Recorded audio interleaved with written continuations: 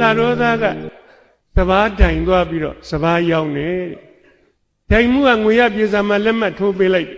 သူများအတူထိုးလို့မရအောင်ရှုပ်ဆက်ခတ်ချလိုက်ဒင်းလာရောသားလှမ်းကြည့်ပြီးတော့လုံမနေပါနဲ့ဆရာကြီးရဲ့တပြက်စီမင်းဆွတ်ရိုက်လိုက်ပြီးတာပဲဒီတဲ့ရှုပ်တာတော့မရှိတော့ပါဘူးကျွန်တော်ကသဘောကျတယ်ဩခင်ဗျားတို့ကလည်းပြောတတ်လိုက်တာနော်လို့အဲ့ဒါယောက်ျားတွေပဲပြောတတ်သလားလို့မိန်းမတွေရောမပြောတတ်ဘူးလားလို့လာရောသားတယောက်ကပြောတယ်ဩပြောတတ်တာပေါ့ဆရာကြီးအားတဲ့ကျွန်တော်မိန်းမနဲ့ရံဖြစ်တော့ကြိတ်မောင်းပြောလိုက်တာတဲ့မင်းငါဘာကောင်မှတ်လဲငါတို့ယောက်ျားဆိုတာလေကားသုံးတစ်ဆင့်လူပြိုဖြစ်တယ်ကွလို့ပြောလိုက်တာတဲ့ကျွန်တော်မိန်းမချက်ချင်းပြန်ပြောတယ်တဲ့ရှင်ရမလေကားသုံးတစ်ဆင်းနေအောင်မဲတဲ့ကျမတစ်ထစ်မှဆင်းစရာမလိုဘူးအိမ်ပရင်းမောက်ကိုဖွင့်ပြီးလက်ရခေါ်လိုက်ရင်အပြိုဖြစ်တယ်တဲ့ဒါမျိုးသမီးတွေမှတ်ထားဖို့ကောင်းပါလေအဲ့လူကဆက်ပြောသေးတယ်ဗျဆရာကြီးတဲ့ကျွန်တော်မိန်းမအဲ့လိုပြောပြီးတဲ့နေ့ရစပြီးတော့နောက်ဆိုကျွန်တော်တို့လင်မယားနည်းနည်းလောက်စကားများရင်အိမ်သားအကောင်တွေဘယ်မှမသွားတော့ပါဘူးပရင်းပေါက်ကိုစောင့်ကြည့်နေကြမှာခမရတို့နဲ့ပြောရတာလေရီးနေရတာပဲနော်လို့အဲ့လိုပြောတော့လာရောသားတယောက်ကဟုတ်တယ်ဆရာကြီးရဲ့ကျွန်တော်တို့ကကိုချင်းချင်းလည်းအဲ့လိုပြောပြီးတော့ရီးနေတာပဲခမရရီးနေတော့ကျမ်းပါတယ်တဲ့ဆေးရုံဆေးကန်းမသွားရဘူးတဲ့လာရောသားတွေသိတယ်ဗျရေချင်းသည်စိတ်ဖိစီးမှုကိုရောပါတယ်ကျမ်းမာရေးကိုထောက်ကူဖြစ်တယ်လို့နားလေတယ်ကျွန်တော်တို့စီကိုဆရာဝန်တွေပါရောက်လာရင်မပျော်ဘူးခမရဘယ်ပျော်မလဲကျွန်တော်တို့ကကိုချင်းချင်းပြောပြီးတော့ရီးနေတာသူ့စီဘယ်သူမှမသွားကြဘူးဆရာဝန်တယောက်တော့ရောက်လာတယ်ခမရသူရောက်လာပြီး3ရက်လောက်နေတော့လူနာတယောက်ဆေးသွားထိုးရသေသွားတယ်ခမရနည်းလေဒါမတော်တဆဖြစ်တတ်ပါရဲ့တဲ့ပြဿနာမရှိပါဘူးတဲ့နောက်9ရက်လောက်နေတော့နောက်တယောက်သွားထိုးပြန်နေဆရာကြီးရဲ့သေတာပဲခမရဒီလေကာယမတော်ရင်2ယောက်လောက်ကလည်းစက်တိုက်ဖြစ်ကောင်းဖြစ်နိုင်တာပဲကျွန်တော်တို့ပြဿနာမလုပ်ပါဘူးတဲ့ဆေးထိုးရမှာတော့ကြောက်သွားတယ်ခမရတလလောက်ရှိတော့တယောက်ကမလွဲတာမဆောင်တာသွားထိုးရပြန်နေသေတာပါပဲလေဒါကြတော့လည်းနည်းနည်းများသွားပြီဒါနဲ့ကျွန်တော်တို့အထက်ကိုတိုင်စာပို့လိုက်တယ်တဲ့ဘယ်လိုတိုင်လို့ဆိုတော့ဒီဆရာဝန်ကိုမြန်ပြောင်းရင်လည်းပြောင်းပေးပါတဲ့ပြောင်းမပေးနိုင်ရင်လည်းသင်္ချိုင်းကုန်းကိုချဲ့ပေးပါ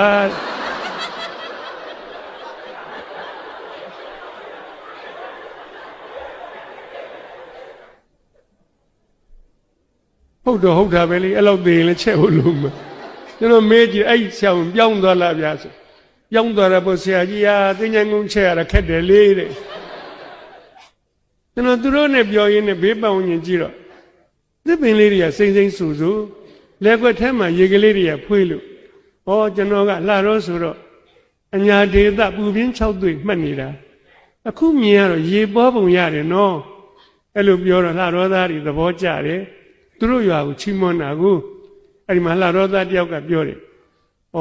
ဆရာကြီးကလည်းရေပေါ်ချက်ကတော့စက်တအုပ်မှာနှစ်ခါရဲ့ရေထွက်တယ်ဆရာရဲ့စက်တောင်ရွေးချယ်မှုရှိတယ်နော်စက်တအုပ်မှာနော်သိသဘောကျတယ်ကျွန်တော်လည်းတော်သားသိတယ်ကြက်ဖကအကောင်ကြီးတယ်ခြေထောက်တုတ်တွေရက်တာမတန်ဘူးဒီကောင်ကဟိုငေးဒီမော့ကြက်မပဲလိုက်ကြည့်နေတာစက်တအုပ်မှာကကြတော့သားသမီးစောနဲ့ရင်ကလေးကိုဖွင့်ပြီးချတာဒင်းရက်အားတန်နေအဲ့ဒီမှာနှစ်ခါရဲ့ရေထွက်တယ်ထွက်လာတဲ့ရေကလည်းဘာကောင်းတယ်လဲမမေးနဲ့ဆရာကြီးစပါကလင်မဲတဲ့ချိုးနေတယ်တဲ့သူ့ရွာသူတော့ကြွားတယ်ကျွန်တော်တို့နဲ့တော့နီးပါရဲ့တဲ့ဝက်လက်မြို့10မိုင်လောက်ပဲဝေးတယ်မတူဘူးခမရသူ့ကြရေရှားတယ်တဲ့အဝီစီတွင်းဆိုတဲ့အတိုင်းပဲတဲ့ဟိုးအောက်ဒေဝရငယ်ရိပ်ပုံတူးရတယ်အဝီစီရောက်သွားထွက်လာတဲ့ရေကလည်းဘာငံတယ်လဲမမင်းနဲ့ဆရာကြီးအတုတ်မြုပ်တာရှာထားပြီးတော့ငံပြာရီချက်เสียမလိုဘူးကျွန်တော်ကရီတော့ကျွန်တော်နဲ့တူထိုင်နေတဲ့ရွှေဘိုသားကလည်း ယောနောကြီးတာပေါ့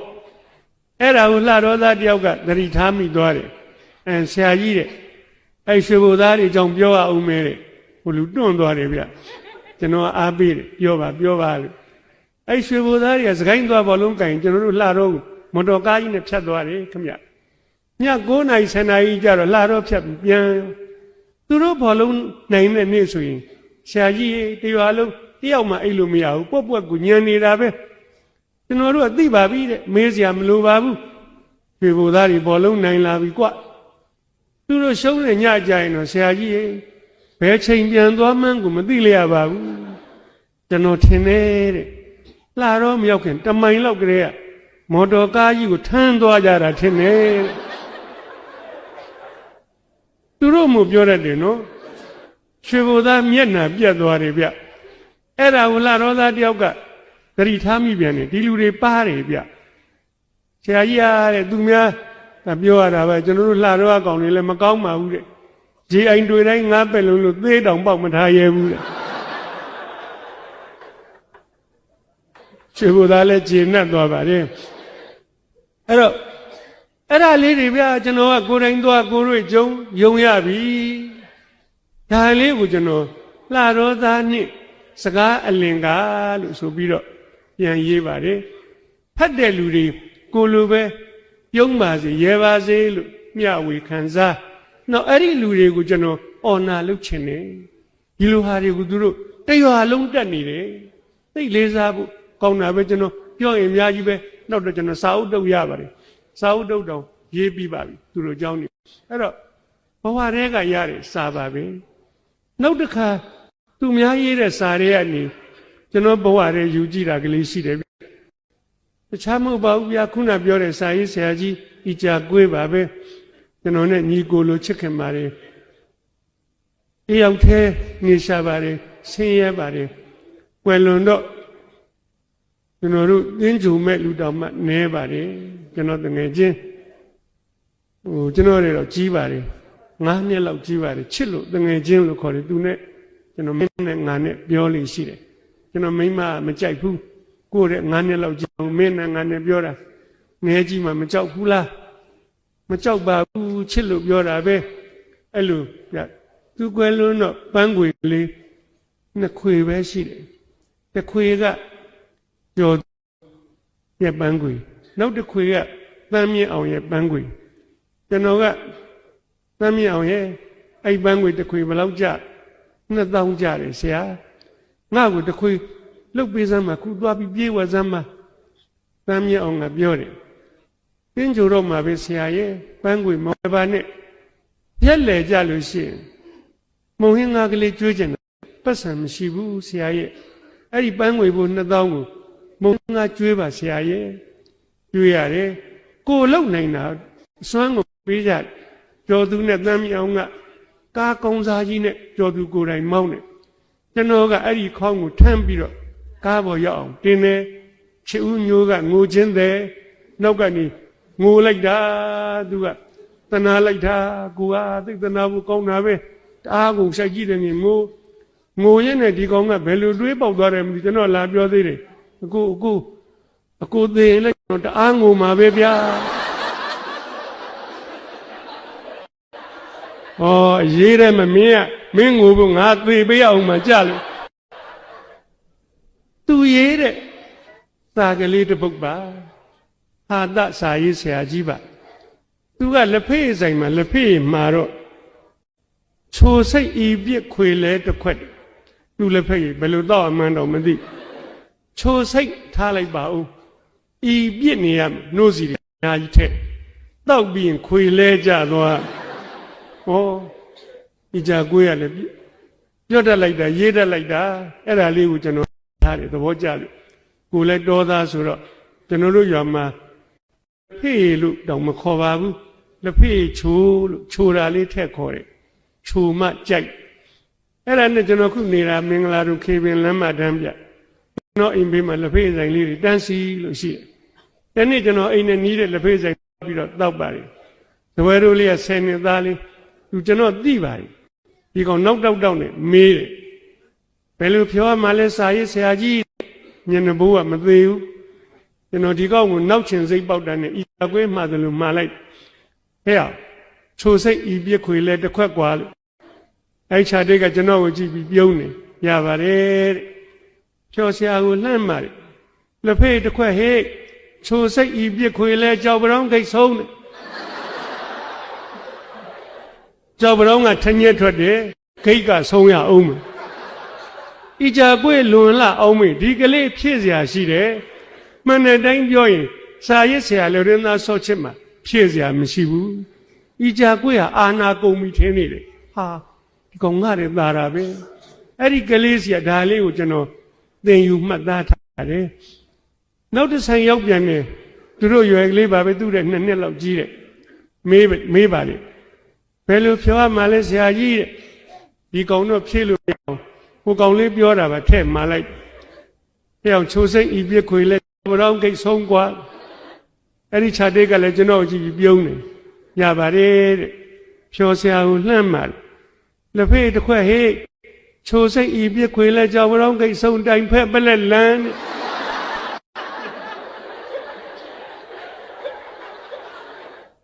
ဩဆရာသိကောင်းတာပဲတအားချိုတဲ့ကိစ္စကိုတိုင်ဖက်ပလက်လန်းလို့ဒီကောင်ဘယ်လိုလုပ်စဉ်းစားတော့ကျွန်တော်မစဉ်းစားမိတာအမှန်ပါပဲဟိုကလေးတွေမြန်တော်လိုက်တာကွာသူပြောလိုက်တော့လည်းဟုတ်တယ်ချိုလိုက်တာကွာတိုင်ဖက်ကိုပလက်လန်းရောဟာဒါလည်းကျွန်တော်ဒီကောင်စီကသင်ယူအားရပြန်နေနောက်တစ်ဆိုင်ရောက်ပြန်နေသူတို့ရွယ်လေးပဲဘယ်လိုပြောရမှလဲဦးလေးတဲ့ဒီကောင်တော့ဖြည့်စရာမရှိတော့တော့ပါဘူးရှေ့ကကလေးတွေပြောတာကျွန်တော်ကုန်တန်းစီလွတ်လိုက်ဟဲ့အောင်ချိုစိတ်ဤပြခွေလဲကြောင်ဝရောင်းဂိတ်ဆုံးတိုင်ဖက်ပက်လက်လန်ကွာအဲ့ဒီခြာတိတ်ကလည်းကျွန်တော်ကြည့်ပြီးပြုံးနေဗျဒီကောင်နေပြုံးရင်ကျွန်တော်ကြောက်နေရတယ်ချောဆရာကိုလှမ်းมาတယ်လက်ဖက်ရည်တစ်ခွက်ဟေးချိုစိတ်ဤပြခွေလဲကြောင်ဝရောင်းဆုံးတိုင်ဖက်ပက်လက်လန်မြောင်းရတဲ့ခေါင်းဆိုင်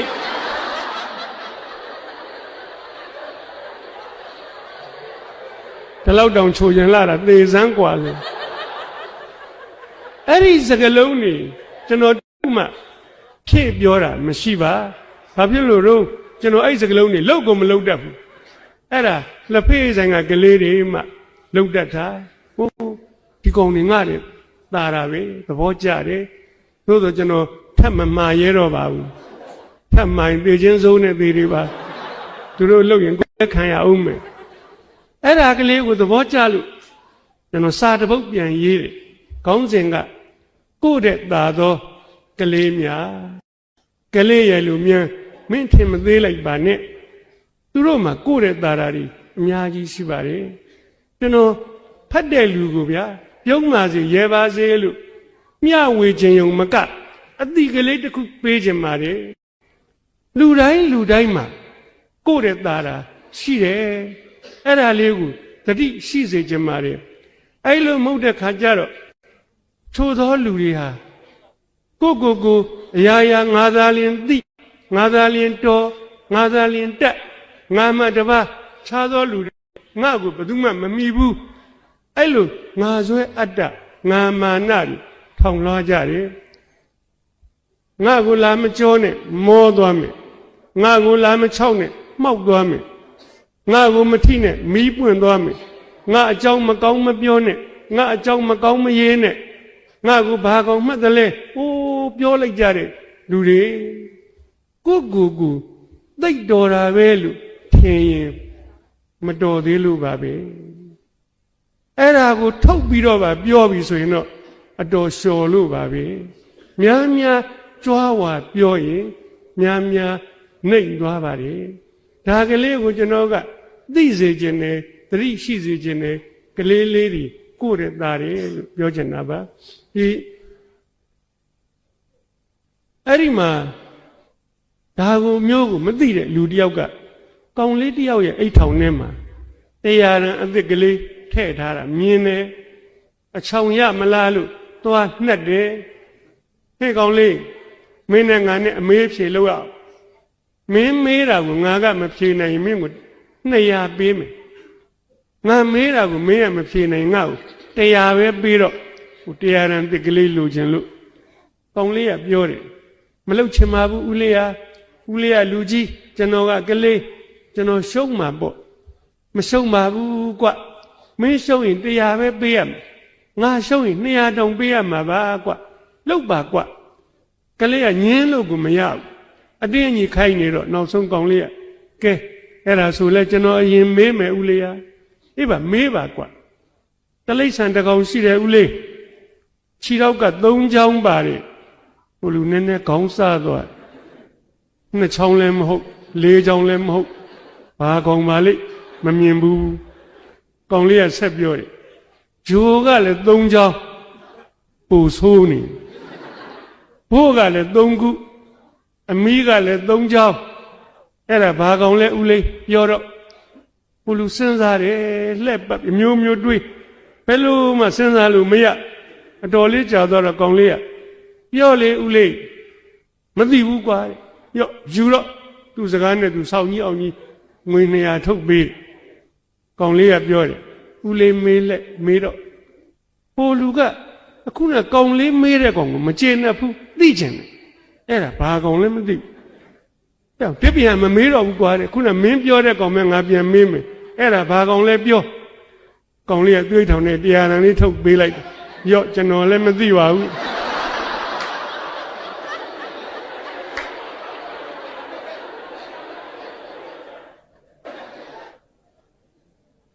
ကလေးသွားနှက်တဲ့ကောင်တရားရှုံးသွားတယ်ဒါကြောင့်မို့လို့လူတွေဟာကိုယ်နေရာကလေးမှာကိုသိတာကလေးရှိပါရဲ့သူ့နေရာမှာကြတော့သူသိတာကြီးအများကြီးပဲအဲ့လိုမမှန်ကန်ကန်နားလေရင်အသင့်တင်ရင့်ကျက်ပြီတဲ့အဲ့ဒီလူတွေကမကြွားရတော့ပါဘူးသူများကိုလည်းအထင်မသေးရတော့ပါဘူးကိုလည်းထင်ကြီးပဝင်မြင့်မဖြစ်မိတော့ပါဘူးလို့ဒါကလေးကိုစာချစ်သူများကိုအသိပေးချင်ပါတယ်သတိပေးချင်ပါတယ်လူတိုင်းတော်ကြပါတယ်လို့ဒီလိုနားလည်ပါလို့ပြောချင်ပါတယ်ကျွန်တော်ကနောက်တစ်ခုဆရာတော်ကပြောပါတယ်ကလေးတွေလည်းပါပါတယ်အသိအလိမ္မာဉာဏ်ပညာတစ်ခုခုရရင်ဒီပွဲလောက်ရတာတန်ပြီလို့ပြောပါတယ်ကျွန်တော်ကိုယ်တိုင်ရဲ့ဘဝအတွေ့အကြုံကလေးနဲ့ပြောချင်ပါတယ်ကျွန်တော်ကငယ်ငယ်တုန်းကအဲ့ဒါလေးကိုကျွန်တော်စာအုပ်တုပ်လည်းရေးထားပါတယ်ကျွန်တော်ငယ်ငယ်တုန်းကညံ့ပါတယ်လျှော်ပါတယ်ဖြင်းပါတယ်ဘာကြောင့်ညံ့နှုံးဆိုရင်ကျွန်တော်မှသိငယ်စိတ်အကြီးကြီးရှိပါတယ်လူတိုင်းကိုပြောချင်ပါတယ်မင်းသိငယ်ပြီဆိုရင်တော့ညံ့ပြီလို့သာမှတ်လိုက်တော့တစ်သက်လုံးနှိမ့်သွားလိမ့်မယ်ဖြင်းသွားလိမ့်မယ်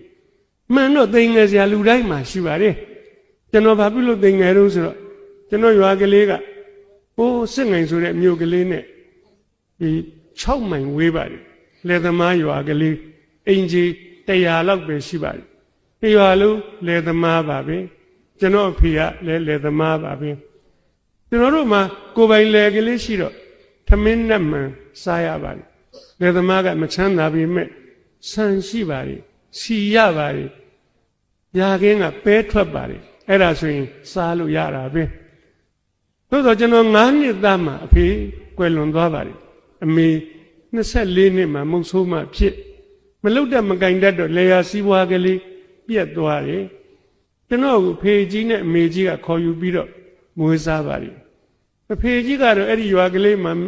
သူတယောက်ပဲလယ်သမားမဟုတ်တာဘာလို့ဆိုဖေကြီးကမူလာတန်းကျောင်းအုပ်ဆရာကြီးပါပဲသို့သောမူလာတန်းကျောင်းအုပ်ဆိုလို့သူ့မှာလက်ထောက်ကတော့တယောက်မှမရှိပါဘူးသူ့ဘာသာတယောက်တည်းအုပ်နေရတဲ့ကျောင်းမှာပဲဖေကြီးကျောင်းကလေးကလည်းသေးပါပဲဒီရှိတခန်းစာလောက်ရှိပါတယ်ပုဏ္ဏမှာကလေး20လောက်တငယ်တန်းလေးတင်မုံကြီးတစ်ချက်ထောင်ထားတယ်တင်မုံဆိုလို့လည်းကောင်းကောင်းမဟုတ်ပါဘူးသူ့ပြပေါင်ကွတ်ထားပါတယ်ဒီဘက်နားမှာကလေး16ယောက်လောက်တင်မုံကြီးတစ်ချက်နဲ့တငယ်တန်းကြီးဒီနားမှာကျတော့ပထမတန်းကလေး14ယောက်လောက်ဒီနားမှာဒုတိယတန်း12ယောက်လောက်တတိယတန်းကျတော့6ယောက်ရှိတော့စရုပ်ထတန်း4တန်းကျတော့2ယောက်ရှိတော့ကျွန်တော်တို့ကျောင်းကလေးမှာတငယ်တန်းလေးပဲလူများတယ်အတန်းကြီးသွားလေလူနည်းလေပဲဘာဖြစ်တာတော့ကျွန်တော်တို့ရွာလက်သမားတွေကဒုတိယတန်းလောက်အောင်လို့သေစာရှင်စာဖတ်တတ်ရင်တော်ရောပေါ့ ကြောင်းထုတ်သွားကျွဲကြောင်းခိုင်းနွားကြောင်းခိုင်းနေကျွန်တော်တငယ်ချင်းတွေအဲ့လိုနီးနဲ့ညံကောင်းမှရက်နဲ့လေရဲရတယ်ရောက်သွားကြဒီကြောင်းကလေးမှာဒီတရန်းနဲ့ဘာမှကာထားတာမရှိပါဘူးကာလို့လည်းဘယ်ဖြစ်မလဲဆရာတယောက်တည်းခလေကောင်းကထိုင်ကြည့်ရင်တန်းအားလုံးကိုမြင်တယ်ဖေကြီးကကြည့်နေငြိမ်နေသို့သောဖေကြီးကပထမတန်းကိုသွားစာပြလို့ရှိရင်နောက်ကျောပေးလိုက်တဲ့တတိယတန်းကောင်တွေကြောက်တယ်မုံနဲ့ဆွဲခုတ်ကုန်ကြပြီညံပွဲချဖေကြီးကတတိယတန်းကိုပြေးပြီးတော့စူပြောဖြင်းနေတော့ရှိသေးနောက်ကျောပေးလိုက်တဲ့ဒုတိယတန်းကောင်တွေနှစ်ပန်းချပြန်ပြီဒုတိယတန်းပြေးရပြန်ပြီဖေကြီးခမညာကျွန်တော်ထင်ပါတယ်စာသင်ရတာကနည်းနည်းရံပွဲဖြင်းရတာကများဒီเจ้าကလေးမှာကျွန်တော်သိကြိုက်တာတခုရှိပါတယ်ဘာလို့ဆိုတော့စာမေးပွဲလုံးဝမရှိပါဘူးအလွန်ဟန်ကြပါတယ်ပထမဆန်းလည်းမရှိဒုတိယဆန်းလည်းမရှိအတန်းတင်စာမေးပွဲကြီးလည်းမရှိပါဘူးຫນွေရာသီသူများเจ้าနေပိတ်ရင်ကျွန်တော်တို့เจ้าလည်းခက်တီတီနဲ့ပိတ်လိုက်တာပါပဲစာမေးပွဲတွေပြီးသွားတဲ့သဘောပါပဲเจ้าပြန်ဖွင့်တဲ့ခါကျတော့ဖေကြီးကဟိုပရင်းမောင်နာကကောင်းနေဒီစပွဲနာကိုရွှေ့လိုက်တန်းတက်သွားတာပါပဲဒီစပွဲနာကကောင်းနေခေါင်းရင်ပေါက်ကိုသွားလိုက်လေးတန်းရောက်သွားတာပဲတယောက်မှလည်းမကြပါဘူးဘယ်ကြမလဲဖြေမှမဖြေရတာပဲအေးမင်းကထွက်သွားရင်တော့2တန်းအထွက်2တန်းမရ3တန်းအထွက်3တန်းရမထွက်ရင်တော့မင်း4တန်းရအောင်လားမမေးနဲ့ဖြေရဘူးအဲ့လိုနည်းနဲ့ကျွန်တော်က4တန်းရောက်သွားတယ်ဗျကျွန်တော်4တန်းရောက်တဲ့နှစ်ကျတော့ဖေကြီးကဒီနှစ်4တန်းကစာမေးပွဲဖြေရမယ်တဲ့ဟောတစ်သက်လုံးမဖြေဘူးတဲ့စာမေးပွဲဘယ်လိုဖြေရမှန်းလည်းမသိအဲ့ဒီနှစ်ကစတယ်တဲ့4တန်းကဘုတ်စစ်စာမေးပွဲကိုเจ้าကိုမဖြေရဘူးတဲ့စစ်ငိုင်မြို့ပေါ်ကအစိုးရထက်တန်းเจ้าကိုသွားဖြေရ4တန်းမသွင်းနိုင်ဆရာကြီးကိုထုကြည်လွာတောင်းမယ်အရင်ကတော့ဖေကြီးကသူ့2ယောက်အောင်လိုက်4ယောက်အောင်လိုက်နဲ့သူ့4တန်းအောင်စင်းတွေထွက်နေတာပဲအခုတော့မရတော့ဘူးသွားဖြေရအဲ့တော့အခါမှမဖြေဘူးတဲ့စာမေးပွဲမှာကိုเจ้าလည်းမဟုတ်ဘူးဗျာစစ်ငိုင်မြို့ပေါ်ကထက်တန်းเจ้าသွားဖြေရမယ်အဲ့ဒီနှစ်ကကျွန်တော်တို့เจ้าမှာ4တန်းเจ้าသားလည်းများစားပါပဲကျွန်တော်တယောက်တည်းရှိပါတယ်တိုင်မင်ပေါ်တိုင်မင်ဘက်တောင်မရှိဘူးအဖေကြီးကြောက်တော့သွားဖြေဆိုတော့ဖြေရပါတယ်ဖြေလိုက်တော့လည်းကျွန်တော်အောင်သွားတယ်ဗျအဲ့ဒီနှစ်ကကျွန်တော်တို့เจ้าရဲ့4တန်းအောင်ချက်ကတော့ရာနှုံးပြေးပါပဲတယောက်တည်းဖြေတာတယောက်တည်းအောင်တော့ရာနှုံးပြေးပေါ့စက်ငိုင်မြို့ပေါ်ကနာမည်ကြီးเจ้าက54ယောက်သွင်းတယ်50အောင်တယ်4ယောက်ကြတယ်ကျွန်တော်တို့เจ้าကိုအောင်ချက်မမီပါဘူး92ရာနှုံးပဲရှိတယ်ဖေကြီးကသဘောကျမင်းမြို့เจ้าသွားတက်ရမယ်တဲ့ကျွန်တော်ရင်မြို့เจ้าသွားတက်တာတယောက်မှကျွန်တော်တို့ရွာမရှိပါဘူးဘယ်ရှိမလဲဗျာ6မိုင်ဆိုတော့သွားပြန်12မိုင်စက်ဘိန်းကလေးဝယ်ပေးရကျွန်တော်တို့ရွာလေသမားတွေကဝယ်မပေးနိုင်ပါဘူးဖေကြီးကတော့ကျောင်းဆရာဆိုတော့သူ့မိကိုစားတတ်စေချင်တယ်တဲ့ဘိန်းကလေးတစ်စင်းဝယ်ပေးမယ်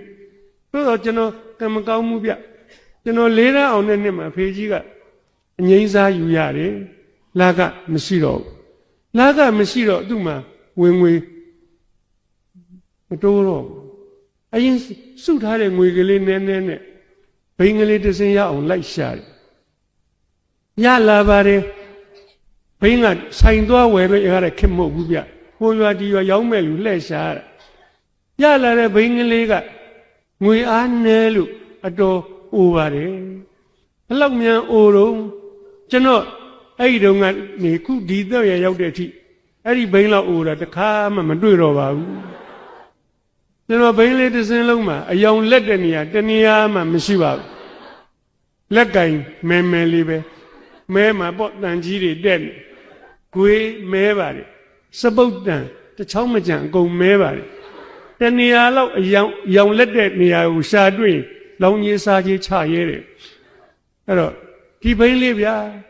ဘိန်းအိုလေးကိုဝဲပေးတဲ့အဖေကြီးရဲ့ကျေးဇူးကိုပေါ့တန်အောင်ပြောတာမဟုတ်ပါမြို့သေးစွာရှ िख ိုးကြော့ပါတယ်အဲ့ဒီဘိန်းကလေးကိုကျွန်တော် သိချစ်ပါတယ်ဘယ်လောက်ချစ်တော့ညအိယာဝင်တိုင်းတစ်ခါနမ်းပါတယ်စာရေးဆရာစိတ်ကူးရင်လားမဟုတ်ပါဘူးတကယ်နမ်းပါတယ်ဘယ်နာနမ်းတော့အိုးလက်ကင်ဆုံကဝက်ဦးမဲလေးနမ်းပါတယ်အခုလိုဆောင်းတွင်းဆိုရင်အေးဆက်မာကြောပါပဲနမ်းလို့မကောင်းပါဘူးကောင်းမကောင်းကျွန်တော်သူ့ကိုချစ်လို့နမ်းပါတယ်ကျွန်တော်တစ်သက်မှာပထမဦးဆုံးရတဲ့ဆက်ဘိန်းပဲရွာထဲကိုကျွန်တော်ဒီဘိန်းလေးစီးရင်ရွာထဲကကလေးတွေအကုန်ထွက်ကြည့်ပါတယ်ကြည့်မှာပေါ့တရွာလုံးမှာဒီဒဇင်းရှိတယ်ဘိန်းကလေးနှစ်ဘိန်းကိုတဲ့လက်ကင်ကလေးနဲ့မလဲအောင်ထိတ်နိုင်တယ်ကွာတော်လိုက်တာကွာ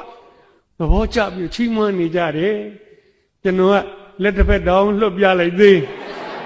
ကြွားချင်တာကိုရွာတော့ကိုဘိန်းကလေးနဲ့ဟုတ်လို့စစ်ငိမ်မျိုးပေါ်ကြောင်းကြတော့ဗျာလေးတန်းအောင်နဲ့သားသမီးတွေကိုသူတို့မျိုးပေါ်မိဘတွေချမ်းသာတာပေါ့ရလေးဘိန်းဟန်ပါဘိန်းအသစ်တွေဝယ်ပေးကြတယ်သူတို့ဆက်ဘိန်းတွေကနေရောင်နဲ့စီးသွားရင်တပြောင်းမြောင်းတလက်နဲ့ကျွန်တော်ဘိန်းကတော့ဘာရောက်မှမထွက်ကျွန်တော်ကဆင်ပြေအောင်တွေးတတ်ပါတယ်ကောင်းတယ်လို့ငါဘိန်းကနေရောင်နဲ့စီးသွားရင်ဘသူမျက်စိမှာဒုက္ခမပေးဘူးဘယ်ပေးမလဲရောင်မှမထွက်တာပဲဘိန်းချင်းရှင်တော့ကျွန်တော်ရှုံးပါတယ်အဝတ်စားချင်းရှင်တော့လေရှုံးတာပဲဗျာရှုံးမှာပေါ့ဘိန်းကအိုးလမ်းကကြမ်းတတိုင်းတိုင်းလဲရင်လည်းမသက်သာပါဘူးဂျွန်းပြစ်ကြဘုံတွေကပေး7 နှစ်သားလောက်ပေါ့ကျွန်တော်မငိုပါဘူးငိုရင်လည်းချော့မဲ့လူမှမရှိတာပဲငိုတယ်ဆိုတာချော့တဲ့လူရှိမှငိုလို့ကောင်းတာဗျမရှိတော့ကျွန်တော်ဖုံလေးတွေခါပါတယ်လူလည်းထပ်ပြီးတော့စီးပြန်နေတော်တော်လေးစီးပြီးတော့တိုက်ပြန်ပြီးဒိုင်းလွင့်ကြပြန်ပြီးဖုံနေပေးပြန်ပြီးခါပါတယ်3 ချိန်လဲတော့မခါကျင်တော့ပါဘူးခါရင်လည်းနောက်တစ်ခါပြန်လဲဦးမှာပဲမြို့เจ้าနာကြမှာအကုန်ပေါင်းခါတော့မယ်အဲ့ကြတော့လေဗျာချွေးနဲ့ဖုံနဲ့ကတ်တော့အင်ကြီးလေးတွေကပေလို့နွမ်းလို့ပါပဲသူတို့မြို့ပေါ်เจ้าသားတွေကတော့ဘိန်းကကောင်းလမ်းကကောင်းเจ้าနဲ့အိမ်ကနီးအင်ကြီးမီးဘူးကြဖြူဖွေးလွှလို့အရေးအယောင်ချင်းဘယ်တူပါမလဲပိဿချင်းတောင်မတူဘူးသူတို့ပိဿတွေပိုကောင်းပါတယ်ကျောင်းစိမ်းလုံရင်းတွင်လဲသူတို့လုံညီလေးတွေပိုစိတ်ပါတယ်ကျွန်တော်တမင်လိုက်ပြိုင်တာမဟုတ်ပါဘူးမသိမသာရှိုးလိုက်မြင်းနေတာပဲရှုံးမြန်ပြီလို့မုံဘိုးရှုံးတာပဲအဖွားကျွန်တော်တနေ့မှတမူးပဲပေးနိုင်တယ်အဲ့တော့မူးခစ်မတ်ခစ်ဗျတမတ်ဆိုရင်ခောက်ဆွဲတုပ်မုံဒီတုပ်လက်တုပ်ဆောင်ကုံစားလို့ရတမူးမကတ်နိုင်ဘူးဘာစားရတော့ကျွန်တော်တို့ညာတလေးဂျုံစီကိုထက်ညက်နဲ့ပြစ်နေအောင်ကြိုးအုံးလေးစံမုံလေးဖြူထားတမူးဘိုးစားရင်တပကံနေဘူးရဲ့ဖိုက်ကိုကားသွားတာပဲတနေ့လုံးမစားတော့ပါဘူးကျွန်တော်နေတိုင်းဂျုံယူတစ်ခွက်မှန်တီးရပါတယ်။အိုးအသက်ကြီးလို့ကျမ်းမာရေးနဲ့အာဟာရအကြောင်းတွေဖတ်တဲ့ခါကျတော့ကျမ်းဖန်ကံကောင်းနေပြန်ပြီ။အဲ့ဒီဂျုံစီနဲ့ထင်းရက်ကိုကြိုထားတာဟာတဲ့ကလေးရွယ်လူငယ်တယောက်တွေခွန်အားဖလားတွေဖြစ်စေတယ်တဲ့ကျွန်တော်အရက်6 ပေရှိပါတယ်။အဲ့ဒီဂျုံယိုတွေကျေးဇူးပါမှာပါပဲ။ဟိုလက်တော့စုံနေပါလေစားတဲ့ကောင်လေးဝန်းလျှောနိုင်ပါတယ်။ကိုမစားနိုင်တော့လေအဲ့လိုပြောရတာပါပဲမုံဘိုးချင်းရှင်တော့လေကျွန်တော်ရှုံးနေဗျာကဲအဲ့ဒါတွေရှုံးရင်ကိစ္စမရှိပါဘူးစာကြမင်းအတိုင်ပြီးတာပဲစာကြလဲကျွန်တော်ရှုံးတာပါပဲရှုံးမှာပေါ့အဖေကြီးเจ้าမှာအတန်း6 တန်းရှိတာမှဆရာကဘယ်နှယောက်တုံး1 ယောက်သေးနော်သူတို့မြို့ပေါ်เจ้าမှာက4 တန်းကဘုတ်စစ်ဟေး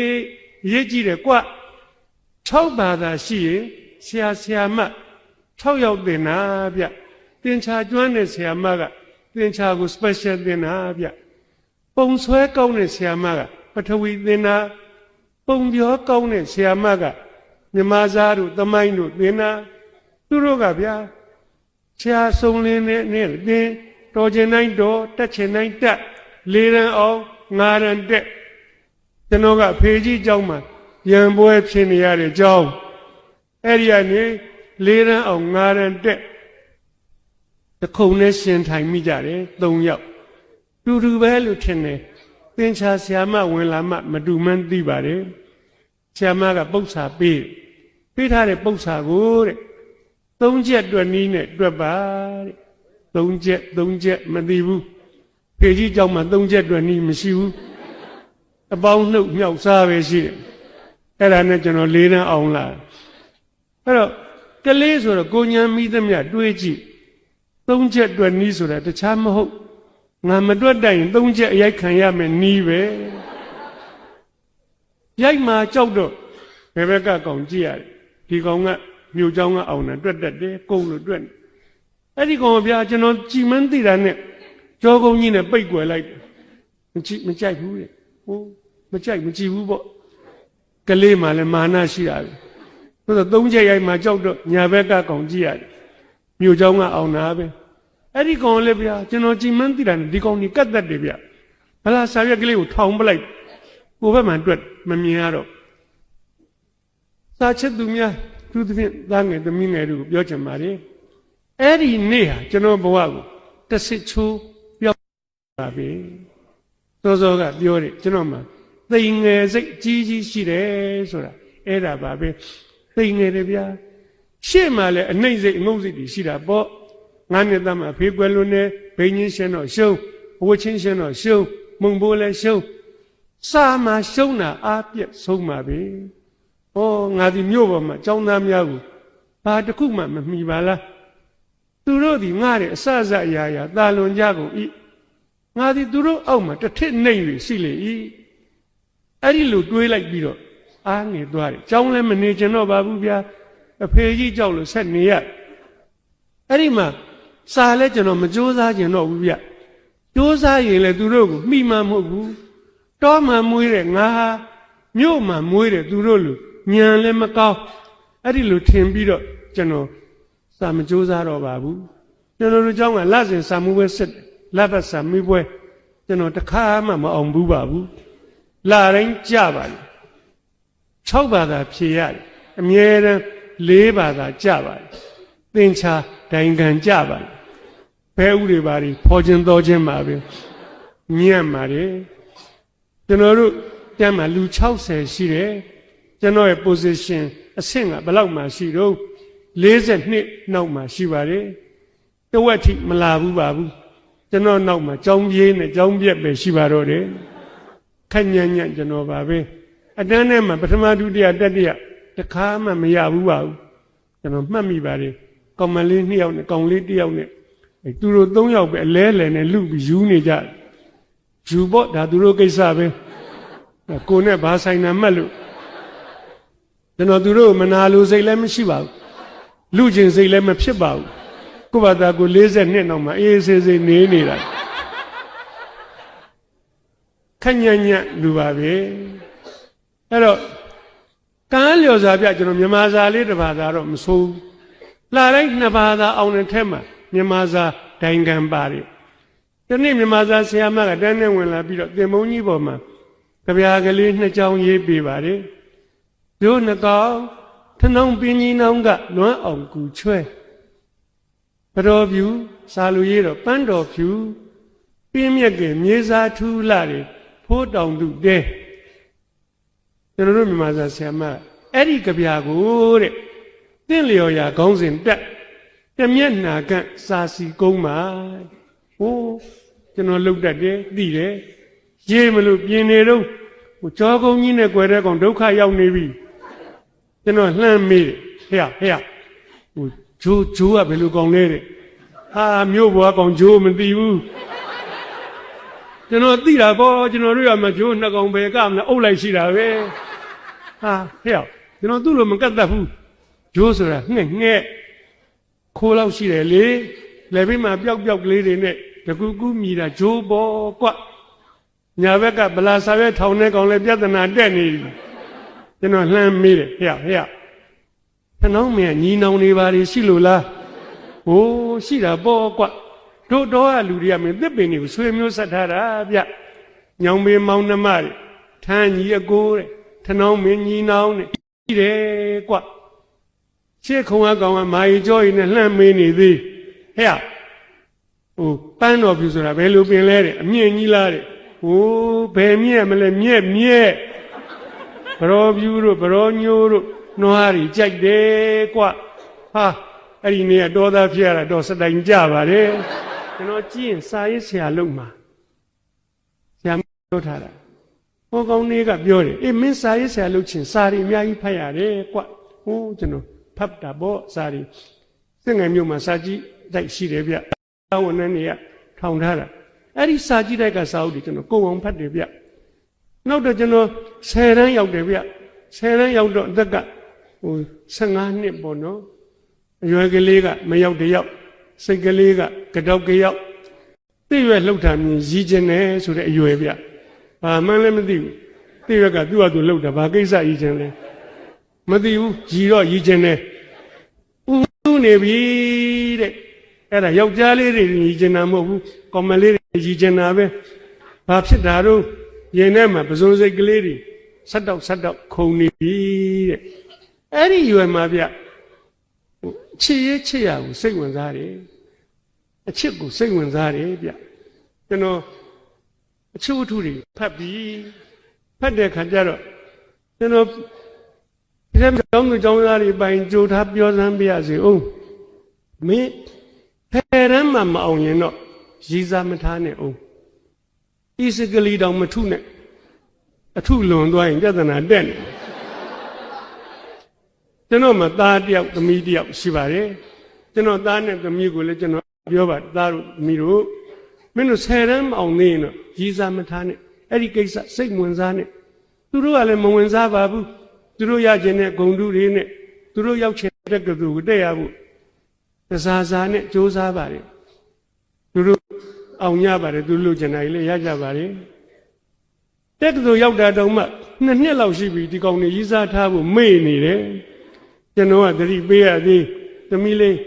ရည်စားထားရင်ထားလို့ရပြီနော်ဟုတ်တယ်ဗျကျွန်တော်ပြောချင်တာကအချိန်မကြခင်မလုပ်နဲ့လို့ပြောချင်တယ်သူ့ချိန်ကြတော့မင်းအတိလည်းရင့်လာပြီကျွေးတဲ့ခြေတက်လာပြီဟို10တန်းမှမောင်သေးပဲနဲ့မင်းအဲ့ဒါဝင်စားရင်10တန်းအောင်မှမဟုတ်တော့ဘူးမင်းဘဝလေလော်ရင်တက်ကျိုးသွားတော့မှာပေါ့ခုတိခုလက်မှာဘာမှဖတ်ဆယ်လို့ရမှာမဟုတ်တော့ဘူးအဲ့ဒါကိုပြောချင်တာပါအဲ့တော့ကျွန်တော်ကိုယ်တိုင်ကြတော့အဲ့လိုသတိပေးမယ်လို့မရှိတော့ကျွန်တော်10တန်းကျောင်းသားမှာကျွန်တော်ဖတ်တဲ့အချစ်ဝတ္ထုလေးတစ်ပုဒ်ကြောင့်5ပါးမှောက်ဖူးပါတယ်ဝတ္ထုတွေကဖတ်နေရင်နဲ့ကောင်ကလေးကဇက်လိုက်ကောင်ကလေးက10တန်းကျောင်းသားတဲ့ဩကောင်းတာပေါ့ဟဲ့ငါလည်း10တန်းမဲကွဝတ္ထုဖတ်ရင်နဲ့မိတ်ဆက်နေရသေးဆက်ဖတ်တော့သူ့အမေကမုတ်ဆိုးမှာဟာပူတော်ကောင်းနေကွာဟဲ့ငါအမေလည်းမုတ်ဆိုးမှာပဲကွာဟိုကို့မေမုတ်ဆိုးမှာဖြစ်တာအဲ့ဒီတခါပဲဂုံယူခဲ့ရတယ်ဝတ္ထုတွေကဇက်လိုက်နဲ့တူနေလို့ဆက်ဖတ်တော့သူ့အမေကဆင်းရဲတဲ့ဟာဟဲ့ငါအမေလည်းဆင်းရဲပါလေကွာ3ချက်တူပြီဗျာကြိုက်တာပေါ့ရှေ့ဆက်ဖတ်တော့သူဟာတဲ့သင်္ချာကိုသိမ့်မုန်းတာပဲတဲ့ဟာကောင်းမြန်ပြီငါလည်းသင်္ချာဆရာမတော့မကြည့်ချင်ပါဘူးသင်္ချာကြောက်တော့ဆရာမပါကြောက်သွား4ချက်တူပြီဟာဒီဝတ္ထုကျွန်တော်သိသဘောကျတာပဲဆက်ဖတ်တော့သူ့မှာချစ်သူရှိတယ်တဲ့။အိုးဒီရေးကြည့်တာလေးကြမှာမတူတော့ဘူးဗျ။ကျွန်တော်မှချစ်သူမရှိဘူး။ဆက်ဖတ်တော့သူ့ချစ်သူကောင်မလေးကသူ့နဲ့တန်းတူပဲတဲ့10တန်းက။အိုးဒါဆိုရင်တော့လေရနိုင်ပါတယ်ကွာ။အဲ့ဒီဝတ္ထုကိုဖတ်တဲ့နေရာစတော့ကျွန်တော်ကိုနဲ့တန်းတူ10တန်းကမိန်းကလေးများကိုစတင်ပြစ်မှားတော့တာပါပဲ။ဘိုးကောင်နဲ့တူရင်လို့ပါဆက်ဖတ်တော့သူ့ချစ်သူကောင်မလေးဟာတဲ့အတန်းထဲမှာရုပ်ကလည်းချောတယ်တဲ့ပတ်စံလည်းချမ်းသာတယ်တဲ့ဒါလည်းဖြစ်နိုင်ပါတယ်ကွာအတန်းထဲမှာကျွန်တော်ရုပ်ဆိုးပြီးတော့ဆင်းရဲတဲ့ကောင်မလေးတွေအားလုံးကင်းလွတ်ခွင့်ပေးလိုက်ပါတယ်သွားကြနင်တို့မပါဘူး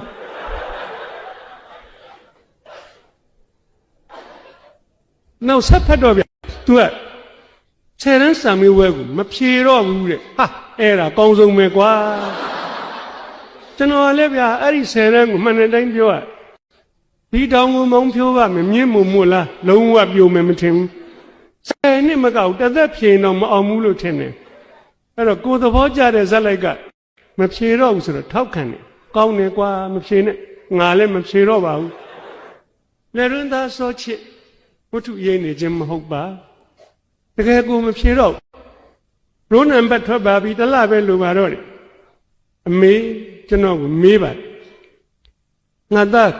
မင်းဘာလို့မဖြေတာလဲဒီမေးခွန်းကိုအမေမေးလိုက်မယ်ဆိုတာကျွန်တော်ကြိုတွေးထားပါတယ်ဒါကြောင့်မို့လို့အမေမေးရင်ဖြေနိုင်အောင်လို့ဝတ္ထုတွေဟာကြိုကြက်ထားပါတယ်အမေစဉ်းစားကြည့်ပါတကယ်တော့ဒါတွေကပေရန်လို့စင်တော့ပညာရေးတွေပါအမေဟာဝတ္ထုထဲမှာပါတယ်ဗျနှစ်လက်မှနှစ်လက်မှလေးလက်မှငါးလက်မှဆယ်လက်မှတန်းတန်းလေးတန်းငါးတန်းဆယ်တန်းအောင်လို့လဲဘဝစာမေးပွဲအောင်တာမဟုတ်ဘူးအမေအကယ်ဒမီကိုမြတ်လေးရဲ့ item တွေပါနေနဲ့ချကျွန်တော်တို့ခက်ကမင်းသားမြတ်လေးခက်အမေကျွန်တော်ကိုငေးကြည့်နေပါတယ်ငေးကြည့်နေသောအမေမျက်လုံးများကိုခုချိန်ထိမြင်အောင်မိပါတယ်အဲ့ဒီမျက်လုံးထဲမှာစကားလုံးကလေးတွေရှိတယ်နှုတ်ကမပြောမျက်လုံးကပြောနေပါတယ်ငါသားတဲ့မင်းတို့မှားနေပြီထင်တယ်တဲ့သို့တော်ဗျာတောသူမကြီးဖြစ်တဲ့အမေဟာကျွန်တော်ဘယ်လိုမှားတယ်ဆိုတာကိုရှင်းမပြတ်တတ်ရှာပါဘူးအဲ့ဒါကိုခွင့်ကောင်းယူပြီးတော့တဲဟုတ်တဲ့ငါပါလားသိတ်တော်တဲ့ငါပါလားအမေကိုနိုင်လိုက်ပြီလို့ထင်တယ်ဗျတကယ်တော့ကျွန်တော်မနိုင်ဘူးရှုံးတယ်ဘယ်လောက်ရှုံးလို့အဲ့ဒီ10တန်းစာမေးပွဲကို6နှစ်တိတိမပဲနဲ့ရှုံးပါတယ်အဲ့6နှစ်မင်းဘာလုပ်နေတော့ဟိုးဝတ္ထုတွေကဇက်လိုက်ကောင်လောက်တာအကုန်လိုက်လောက်တာပဲအဲ့ဒီဝတ္ထုကဇက်သိန်းတော့ကောင်လေးနဲ့ကောင်မလေးကမညာဘူးဗျမညာတော့အဲ့ဒီဇက်လိုက်ကောင်ကလေးကတလွန်တဆွေးဆွေးတငိမ့်ငိမ့်တငိုင်းငိုင်းကျွန်တော်ကလည်းသူ့လိုပဲတလွန်တဆွေးဆွေးတငိမ့်ငိမ့်တငိုင်းငိုင်းပိုးကောင်ကသူ့ချစ်သူနဲ့ကွဲလို့လွမ်းတာမင်းကဘာရှိလို့လွမ်းရတာတော့အဲ့ဒီဘာမှမရှိတာကြီးကပိုးတောင်းလွမ်းမှုကောင်းသေးလွမ်းပြီဆိုမရတော့အခုလိုဆောင်းရသည်ဟေမန္တနှင်းမုံလေးတွေကြလွမ်းနေဗျာမိုးရာသီဝတ္တန္တမိုးဆက်မိုးပေါက်တွေကြပိုးတောင်းလွမ်းသေးဆိုးဆုံးကຫນွေဥပြလေယူတွေတိုက်လော့ဝါလေးတွေကျွေးလေဝေတဲ့လွင့်သေးတောင်သေးခြင်းနဲ့ဗျာလွန်အာကြီးလို့အဲ့ຫນွေဥမှာစဘာတွေကရိတ်ရိုးပြငုတ်တို့တွေလေခွင်းနဲ့မတွေ့ထောင်တဲ့ကောင်ကထောင်လဲတဲ့ကောင်ကလဲဟာလွန်ဖို့ကောင်းတယ်ကွာနွားကြီးတစ်ကောင်ကရိုးပြငုတ်တို့တွေကိုတပြုတ်ပြုတ်နဲ့စားပိုးတောင်လွန်သေးဗျာဟိုးရွာစီယိုမှာမိကိုကလေးပတ်ဟာလွန်နေဗျာကျွန်တော်တော့ကြောက်ဆယ်မှနေပါတယ်ကျွန်တော်တို့မြို့ကိုဖြတ်သွားတဲ့အဝေးပြေးလမ်းမကြီးမှာကုန်တင်ကားကြီးတွေကမိုးကားကြီးကိုခြုံတအီးနဲ့မောင်းသွားဟာ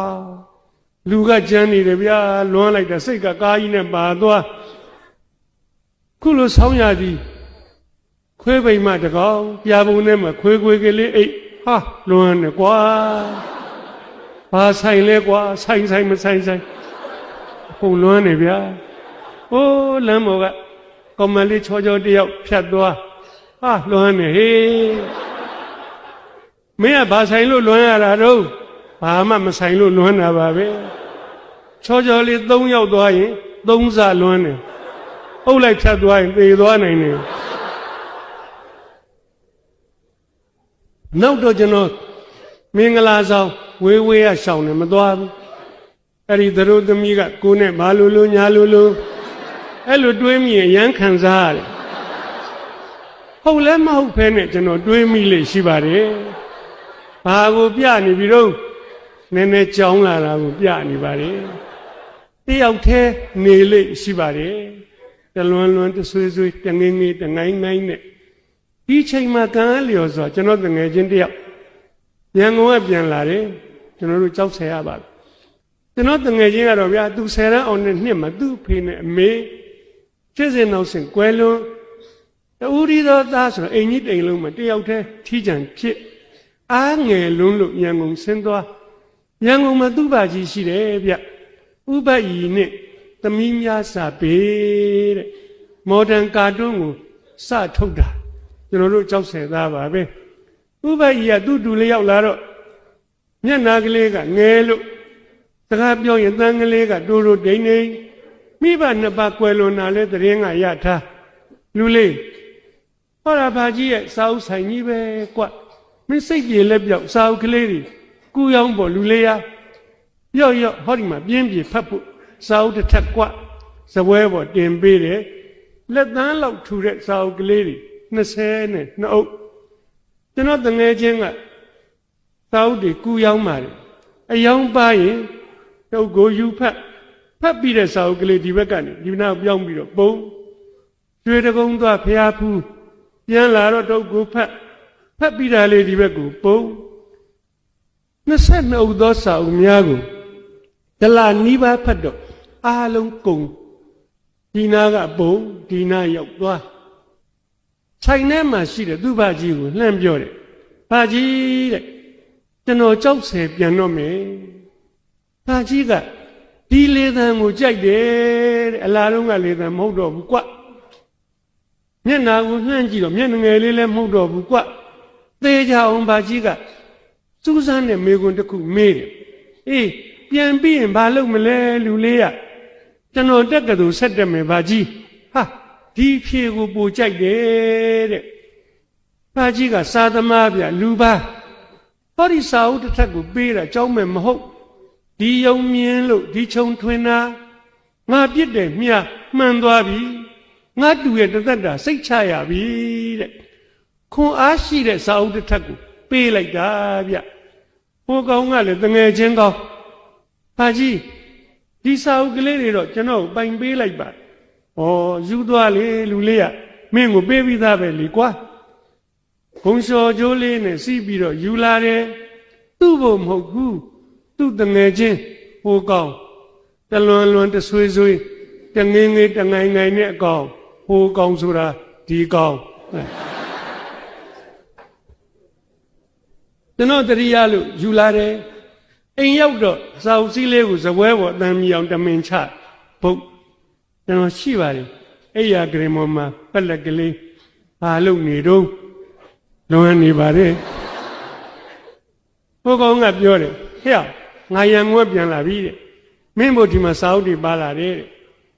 ကျွန်တော်အဲ့ရဂရမောကနေလှမ်းမေးလိုက်ပါတယ်ဘာစာအုပ်တွေများလဲတငယ်ချင်းရဲ့မေဘုံမေနီးကခလွန်းဟိုကောင်နားချပြင်းကတ်ဟဲ့လုံမနေနဲ့ငါအားလုံးဖတ်ပြီးမင်းပိုင်ယူလိုက်တော့သွားမယ်ကျွန်တော်လေသံကိုမကြိုက်လို့မာရီကြောရီပြောပြီးတော့ထွက်သွားအိမ်တကားထွက်မှလှမ်းအောင်သေးတယ်ဟဲ့အောင်ဖတ်ပြအောင်ဖတ်တော့ချစ်တော်တငယ်ချင်းစေရနာကိုလေးစားလို့အဲ့ရကရင်မော်ကလွန်ကလေးထလာပါတယ်အပေါ်ဆုံးစာအုပ်ကိုကြည့်လိုက်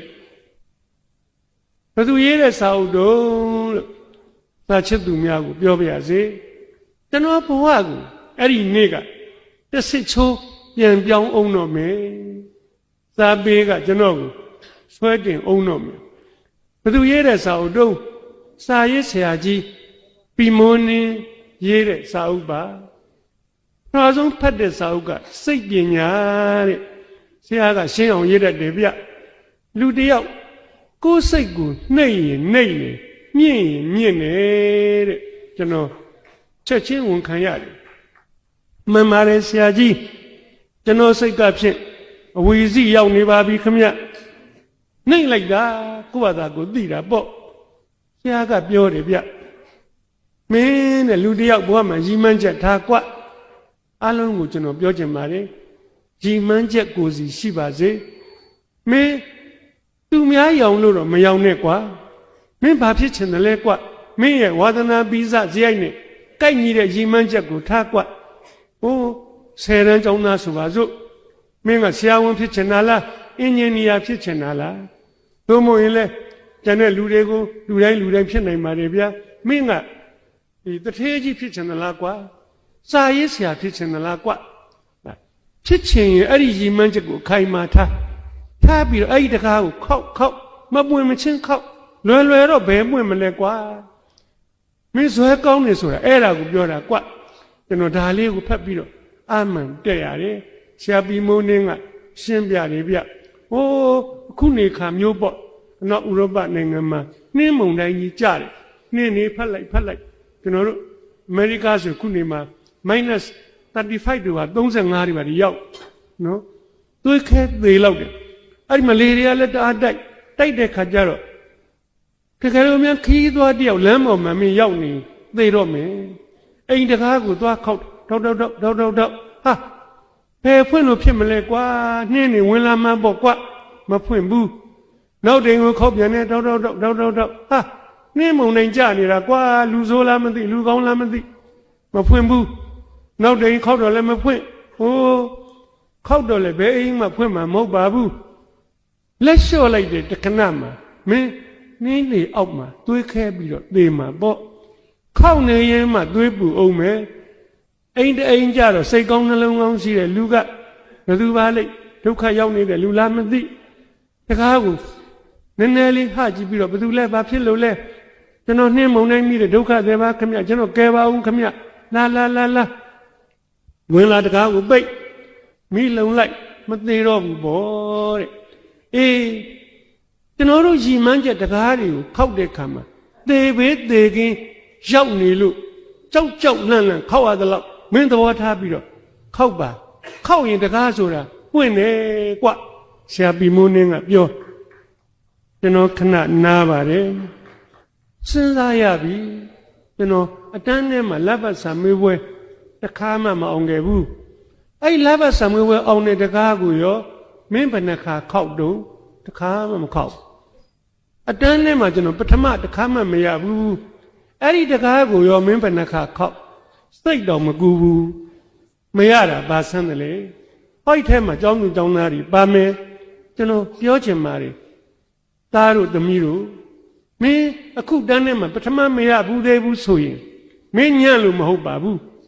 အဲ့ဒီတကားကိုမင်းခောက်ရကောင်းမှမသိသေးလို့ပါကွခောက်ကြည့်စမ်းမှာပွင့်ပါစေမယ်လွယ်တော့မဟုတ်ဘူးကွမပွင့်မချင်းခောက်သေချာပေါက်ပွင့်လိမ့်မယ်ပွင့်ချောင်းကိုကျွန်တော်ကသက်သေပြပါမယ်အဲ့ဒီစာအုပ်ကိုဖတ်ပြီးတော့အာမန်တက်လိုက်တာနောက်တော့ကိုယူတယ်အရင်မဆိုင်လှေထိုးလိုက်ကြည်ပါကြောင့်နီလန်းအောင်မြင်ကြောင့်နီလန်းအောင်စိတ်တအုပ်ဖတ်ပြီးတိုင်းအာမန်တစ်ခါတက်22အုပ်သောစာအုပ်များကိုကျွန်တော်တငယ်ချင်းတလနီးပါးဖတ်ရတယ်ကျွန်တော်တထိုင်နဲ့ပြီးဒီနာကပုံဒီနာရောက်ဖက်လို့ပြီးတာနဲ့ကျွန်တော်ဘာလို့ချင်တော့ဟိုးမိုးကိုဒူးနဲ့ပြစ်တိုက်ချင်တယ်တက်ကြွရုံမကဘူးကြွတက်သွားပြီဟိုဘက်ကကောင်ကျွန်တော်ပြန်ကြည့်တလွန်တဆွေတငင်းတငိုင်ကောင်ဆက်ဆုပ်ယုံမုံနေဗျာအဲ့ဒီကောင်ကလကားကောင်နော်အခုကျွန်တော်ဒီစာအုပ်ပုံရဲ့ဒီဘက်ကကောင်ကြားမှာစာအုပ်ကလေးတစ်ထပ်ပင်ချားပါတယ်ဗျာလူကနတ်ရေကန်နဲ့ပြစ်ချတယ်လို့ပြောင်းသွားပြီအဲ့ဒီမှာကျွန်တော်ဘင်္ဂါရီစာအုပ်ကိုဆွဲယူလိုက်ဒီနှစ်10တန်းပြန်ဖြေမယ်ရှေ့နှစ်တက္ကသိုလ်ဆက်တက်မယ်အော်မင်းရှေ့နှစ်တက္ကသိုလ်ဆက်တက်မယ်ဆိုတာမင်းကအောင်မကိုအောင်မမလားဆိုတဲ့တန်တရားစိတ်ကျွန်တော်မှသေးသေးလေးတောင်မရှိပါကြည့်နော်ဒီလူပဲဗျဟိုတခါတော့ကတော့အဲ့ဒီ10တန်းကို10နှစ်မကတသက်ဖြင့်စိတ်ကဘလောက်မြန်အရေးကြီးလိုက်တယ်လေတေချာပါအောင်ပါဗျရှင်းနှစ်တက်ကလူဆက်တယ်စိတ်ကဘလောက်မြန်အရေးကြီးလိုက်တယ်လေလို့စာချက်သူများကိုပြောချင်ပါတယ်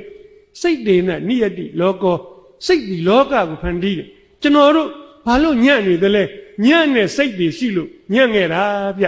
ကျွန်တော်အဲ့ဒီမှာကက်အောင်အဲ့လိုလဲတွေးလိုက်ရောစာချက်သူများကိုစကားလက်ဆောင်ပါချင်ပါတယ်ကျွန်တော်ပြောတဲ့စကားပါနှုတ်ကမဟုတ်ရင်ထဲကပြောတဲ့စကားရင်ထဲကပြန်ကြားတကယ်ပြောခဲ့ပြီးတော့တကယ်ကြားခဲ့ပါတယ်ကောင်းတယ်စမယ်တုံညကစမယ်လို့ကျွန်တော်ပြောလိုက်ပါတယ်စာချစ်သူများခင်ဗျာအဲ့ဒီမှာကျွန်တော်လောက်တစ်မျိုးတွေးလို့ရသေးပဲဗျအိုးငါလဲအိမ်ကိုတူစကူတော့မလောက်တတ်တော့ပါဘူး အောင်မှာတော့မဟုတ်ပါဘူးကြဖို့တော့များပါလေ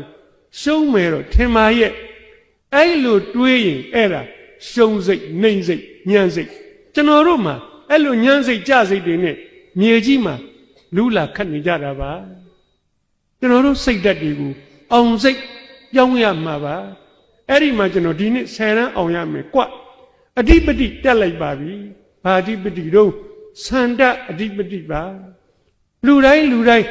ကိုဖြစ်ခြင်းတဲ့ရည်မှန်းချက်ကိုဆန္ဒအဓိပတိတက်ပါ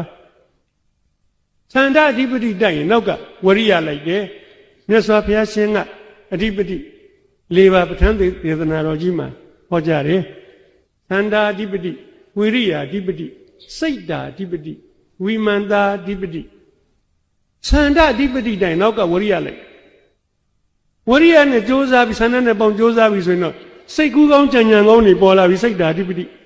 ဆက်ပြီးတော့မင်းကလှုပ်လို့ရှိရင်ဝိမာန်တာအဓိပတိဉာဏ်ပညာတွေဖြစ်လာပြီဒီတထေးဖြစ်ဖို့ဆယ်ရန်အောင်ဖို့သေးသေးကလေးပဲဒီဘဝမှာတမက်တဖို့တောင်ရနိုင်ပါတယ်ဝိပဿနာဉာဏ်ပညာအထိဖြစ်နိုင်ပါတယ်ကျွန်တော်တို့ကမက်ဖို့နိဗ္ဗာန်ရောက်ရပါလို့ရရပါလို့တောင်းနေကြအစင်စကားကြားလို့တောင်းတာနေတာတကယ်ရကြသလားဆိုစဉ်းစားအောင်မယ်ဆိုတဲ့လူတွေအများကြီးဘာဖြစ်လို့တော့ဆန္ဒအဓိပတိမတက်လို့ဘာလို့မတက်တယ်လဲတန်တရားဆိုးငရဲလို့ခေါ်တယ်ပကံခက်ကတန်တရားဆိုးငရဲကိုတကယ်မကြောက်လို့ပါအခုကျွန်တော်ကိုပဲကြည့်ဟုတ်လားမတန်စွမ်းဘူးလူတွေလက်တွေကြိုက်ခဲနာကျင်လို့ဒါအိုခြင်းဆင်းရဲနောက်တစ်ခါတီးတဲ့နာတဲ့ဆင်းရဲတွေကျွန်တော်ရအောင်ပါပဲမခံမြတ်နိုင်တဲ့ဝေဒနာတွေကြုံမှာပဲနောက်ဆုံးသေတဲ့ဆင်းရဲကြုံမှာပဲတီးတဲ့ဆင်းရဲပေါင်းများစွာအနတ်မတက်ကတန်တရားမှာကျွန်တော်တို့ကြုံခဲ့ကြပြီအဲ့ဒါကြီးကိုကြောက်တဲ့လူကလွတ်မြောက်ခြင်းပြီမဖို့နိဗ္ဗာန်ရခြင်းလေအဲ့ဒီခါမှာဆန္ဒအဓိပတိတက်သာသင်နိုင်ကြီးတရိုက်ကတာမဏေကျော်ဆရာတော်ဒီအောင်စိတ်ကြောင်းလေးကိုလျှောက်တော့ဆန္ဒအဓိပတိတက်တဲ့အကြောင်းကလေးကိုလျှောက်တော့ဆရာတော်ကပြောတယ်။အိုးဟုတ်လိုက်လေတကားကြီးကျုပ်ကတာမဏေကျော်ရအောင်ဘယ်လိုစူးစမ်းခဲ့လို့ဆိုတော့ကိုရင်လေးဘွားမှာသူ့ဆရာကမင်းညံလဲကောင်းတယ်ကွာဆန္ဒအဓိပတိတက်ကွာမနေ့ဖြင့်ငါစပြီမျက်နာသိတာမဏေကျော်ဖြစ်ရမယ်တာမဏေကျော်ဖြစ်ရမယ်တာမဏေကျော်ဖြစ်ရမယ်သုံးကရွတ်ကွာယုံကြည်ရွတ်ကွာတခါကြီးဟာကျုပ်သိမ့်မယုံပါဘူးနောက်တော့ရွတ်ရင်းနဲ့ယုံသွားပြီတခါကြီးဟာယုံသွားပြီးတော့တကယ်ဖြစ်ခြင်းပြီဆန္ဒအဓိပတိတကယ်တက်ပြီဗျကျုပ်အဲ့ဒါကြောင့်မို့လို့တာမဏေကျော်ရခဲ့ပါလေဗျာ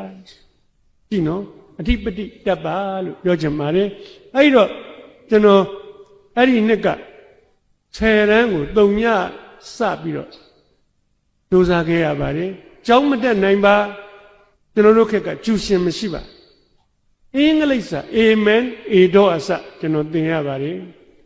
ကိုယ့်ဘာသာကိုစာအုပ်တွေနဲ့သင်ရတာဖက်တန်းကျောင်းကဆရာနဲ့ဆရာမကိုမရှင်းသွားမေးရနောက်တော့ကော်ရဲအိုင်လန်ဆိုတဲ့ပြဋ္ဌာန်းစာအုပ်ရှိတယ်ဝတ္ထုစာအုပ်နဲ့ကျွန်တော်တိုက်ဖတ် notes on ရှင်းလင်းချက်နဲ့တိုက်ပြီးနားလည်အောင်ကြိုးစားမင်းင်းစာအုပ်နဲ့တိုက်ချက်မင်းင်းနေပဲလို့ချက်သမင်းဆိုင်သမင်းသွားဆိုင်မနဲ့10လုံးည10လုံးချက်သမင်းခူလုံးချက်ပြန်လာရင်အလွတ်ရွတ်ပြန်လာအိုးတနေ့အလုံး20ရနှစ်တစ်ဝက်ကုန်သွားတော့မင်းင်းချက်စရာတွေကုန်သွား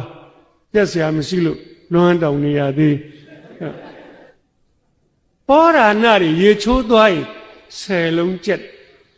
ကျွန်တော်အင်္ဂလိပ်စာပေါ်ရဲအဲလန်ကိုအစအဆုံးတစ်ခေါက်ပြီးတော့နောက်ကျောဘုံမှာတစ်ချစ်ပြန်စသုံးမြန်ပြီး2ချစ်3ချစ်4ချစ်5ချစ်ကျွန်တော်စာအုပ်နောက်ကျောဘုံမှာ25ချစ်ရှိပါတယ်တကယ်လုပ်ပါပြီအင်္ဂလိပ်စာရိုက်ချရင်တော့မကြတော့ပါဘူးစာတစ်ကြောင်းပြောရင်အဲ့ဒါစာမျက်နှာပဲဘယ်လောက်ကဒုတိယပိုက်အဲ့လောက်ကျွန်တော်ပြောနိုင်ပါတယ်အဲ့ဒီကြတော့မှကြံတဲ့ဘာသာတွေကိုခရင်ပညာဝန်ရုံသွားသင်ရိုးညွန်တန်းတောင်းအကုန်ညက်ကြည်အောင်ကြိုးစားပါတယ်ဟာပင်မမှာပဲနော်လုံးဝမပင်မမှာဘူးဗျာပြင်းနေခဲ့ရတာကပင်မနာဗျ တကယ်လောက်ရတာဘာမှမပင်မမှုကျွန်တော်မနေ့9နာရီထားတယ်9နာရီထားပြီးတော့2နာရီကျက်နောက်ပြီးတော့အလုပ်သွားညနေပြန်လာရေမိုးချိုး2နာရီကျက်တယ်ညကျ3နာရီကျက်တနေ့9နာရီမှန်ကျက်စနေနေ့ကျွန်တော်နားတယ်ကျက်ဘူးအလုပ်ကိုတူတူတန်တန်လုပ်ရင်လူကနားရတယ်ဗျနားမှညံကောင်းတယ်ညံသွက်တယ်ဘာမှမလုပ်တဲ့ကောင်မှနားတယ်ဆိုတာမရှိဘူးဘာဖြစ်လို့တော့ဘာမှမလုပ်တာနားတယ်ရတယ်ဘာမှမရှိဘူးတကယ်လုပ်တဲ့ကောင်ကနားရင်နားတယ်ရတာရှိတယ်ဟိုးချုံမြန်ပြင်းလိုက်တာတရေနိုးတော့အကျံပေါ်သည့်အကျံပြန်အိပ်ရန်ဟိုးအိတ်ကြီးနေတာပဲအိပ်ရတဲ့ဒုက္ခတောင်တော့ဖြစ်လာအောင်မယ်ကျွန်တော်အဲ့ဒါဒီနေ့9နာရီမှန်ကျက်လူတိုင်းကိုပြောချင်ပါတယ်သားတို့သမီးတို့မင်းစာကိုမှန်ကျက်ရင်ညံသွက်တယ်ညံထက်တယ်ဗျဒီဓာတ်ပေါ့နော်သုံးနေတဲ့ဓာတ်ဖွေးလက်ထက်ပြစ်ထားလိုက်စမ်း3လတန်ကြီးတက်ပြီးတုံးသွားမှာပေါ့ကျွန်တော်စာတမျက်နာကိုစတုန်းကတဏှာကြီးကျက်ရတယ်နောက်တော့ကျက်ရင်နဲ့ညံနေကောင်းလာတာ9မိနစ်နဲ့ရပါတယ်ဟိုးစာရီကလည်းရလွယ်လိုက်တာဒီလိုမှန်းသိငါစောစောကလုပ်ခဲ့ပါရဲ့နှောင်တရအဲ့ဒီနှစ်ကကျွန်တော်ကောင်းစွာဖြေနိုင်ပြီးတော့ပြဖုံးရောက်ပြီရောက်ပြီအရာအဲ့ဒီနှစ်ကကျွန်တော်ကောင်းစွာဖြေနိုင်ပါတယ်နှစ်ချင်းပေါက်အောင်ပါတယ်ဗျ6နှစ်ကြာတာကမဖြေလို့ပါအောင်တဲ့ခါကျတော့ကျွန်တော်အမှတ်ကကောင်းပါတယ်ကြိုက်ရတက်ကတူ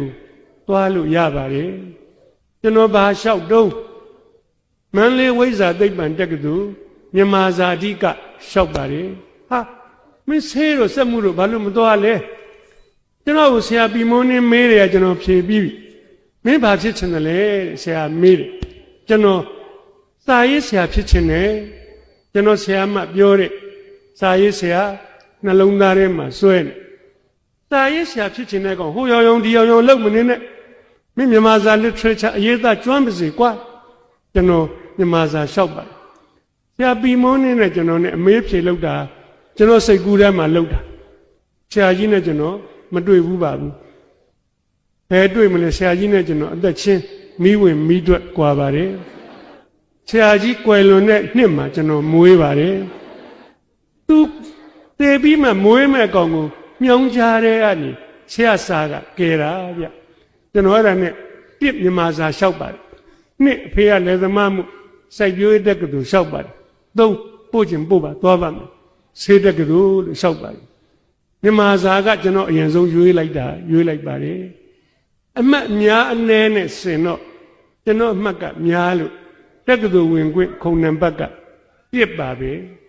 တစ်သက်လုံးမရဘူးတဲ့တစ်အဲ့ဒီမှာစရပါတယ်အဲ့ဒီနှစ်က1965ခုနှစ်တက္ကသိုလ်လူရည်ကျွန်းနေ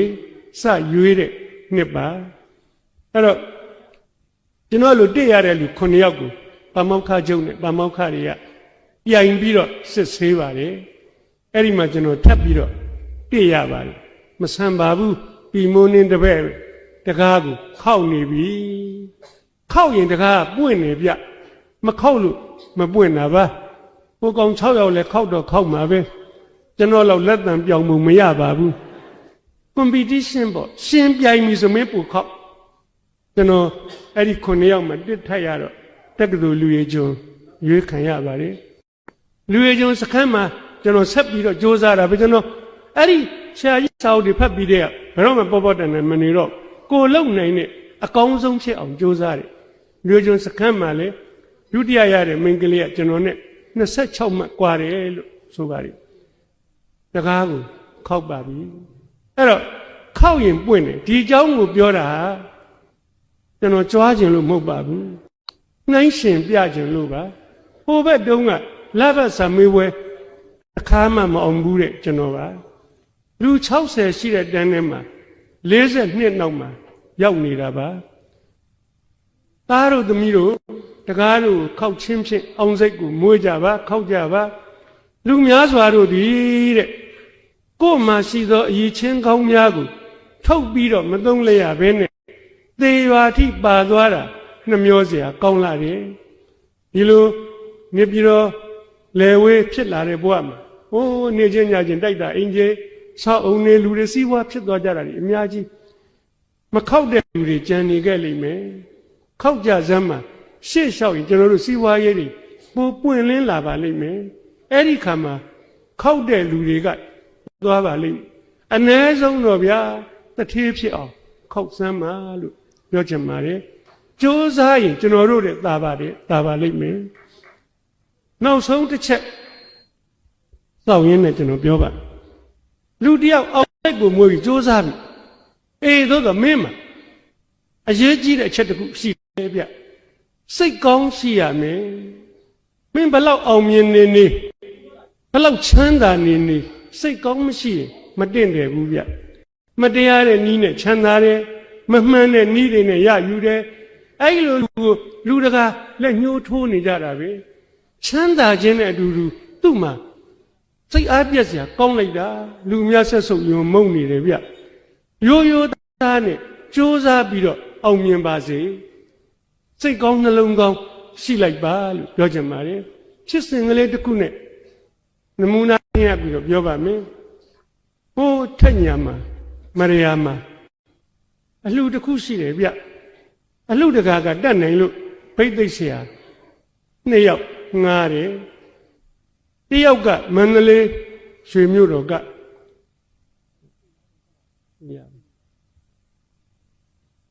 လူလာရောက်အောင်လို့ပြောမှာတယောက်ကမန္တလေးရွှေမြို့တော်ကဘိသိက်ဆရာလှိုင်းနဲ့မန္တလေးပြည်ကျော်ဆုံးကျေးကြီးဆုံးပါပဲနောက်တစ်ယောက်ကတော့စကိုင်းကနေရွှေဘိုသွားတဲ့လမ်းဘေးမှာစတောင်ရွာကရွာနာကိုဆွဲပြပြီးတော့သူ့ကိုတော့စတောင်တောင်းလို့ခေါ်တယ်ဗျတောဘိသိက်ပါပဲအဲ့ဒီဘိသိက်ဆရာ2ယောက်ငားတယ်ငားတော့ကျွန်တော်တို့အညာဒလိဘိသိက်ပြိုင်နေဟေးလူတွေမန်းတက်ကြီးနဲ့ပြေလံရှံထွက်အောင်အားပေးကြတယ်အဲ့တော့ဘိသိက်ဘွားကြီးစကြပါစို့ဟိုကလည်းလာနေပြီဆိုတော့ဘိသိက်စကြတာပေါ့အဲ့တော့ဒီမြို့ဘိသိက်ကအရင်ဘိသိက်မြောက်တယ်ဗျစိတ်ကောင်းရှိခြင်းအကြောင်းကိုပြောချင်လို့ပါမြို့ဘိသိက်ကမတ်တက်ရက်လိုက်အိမ်မြောက်တယ်ဆိုတာဒီလိုစကားပြောစင်မရှိဘူးဗျမိုက်ခရိုဖုန်းလေးကိုထောင်ထားတယ်အဲ့ဒီရှေ့မှာရက်ရွာနီးချင်းတွေကဗလာအပ်ပြီးတော့မတ်တက်ကြီးပြင်ထိလူတွေကရောက်ဟိုးနောက်ကလူတွေကခါးလေးတွေမှတ်ပြီးတော့ခေါင်းလေးတွေမှတ်ပြီးတော့မြို့ဘိသိက်ကနာမည်အကျော်ဆုံးကျေးကြီးဆုံးလို့ပြောတယ်ကွာဘယ်လိုများလဲဟာတော်သားတွေလှမ်းကြည့်ကြည့်တော့တွေ့တာပေါ့ဖက်ဖူးရောင်မောင်းချက်တွေခေါင်းမောင်းလေးခေါင်းမှာစွတ်ပြီးတော့ပေါင်းထား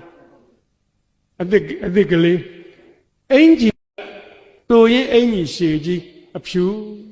ဖွေးလွှတ်လို့အောက်ကကြိုးကြီးချိတ်လုံးကြီး36,000ပေးရတယ်ရွှေဗလားရောင်ခြေထောက်တော်မှခြေဖြူဖွေးဖွေးလေးစွတ်ထားသေးလူတွေကသဘောကျဟာကျေးကြီးတာနဲ့လျော်ပါပေရဲ့တင့်တယ်ရှိလိုက်တာမျက်နှာမှလည်းသားရည်က40လောက်ဆိုတော့ပြည့်တင်းသဘောကျနေစမ်းမအောင်ကွငါတို့တောဘိသိက်ကြီးအောင်ဘယ်လိုဝတ်ထားတယ်လဲကွတရောင်တောင်းကိုရှာကြသိမရှာရပါဘူးမတ်တရနေတဲ့ဆရာလိုင်နဲ့တယောက်ကျော်လောက်မှထိုင်နေပါတယ်တရောင်တောင်းကလည်းပဲမျိုးဘိသိက်ကိုမော့ကြည့်ဟာအင်ကြီးကဖြူဖွေးလွှတ်လို့အခုမှသူ့အင်ကြီးသူငုံကြည့်တော့ထောင်းလမောင်းကိုကြေမှာပေါ့ဘိသိက်ပွဲပြီးရင်သူကအင်ကြီးကိုခောက်တာမဟုတ်ဘူးချွတ်ပြီးတော့လုံသိပ်လွယ်ထဲထိုးကျိတ်ထဲပစိုးကပိုးလုံးကြီးပန်းရောင်ကလေးအဲ့ဒါကိုလည်းသူကမခောက်ဘူးပြီးရင်ပစိုးလဲပြီးတော့လုံသိပ်ထိုးကျိတ်ထဲ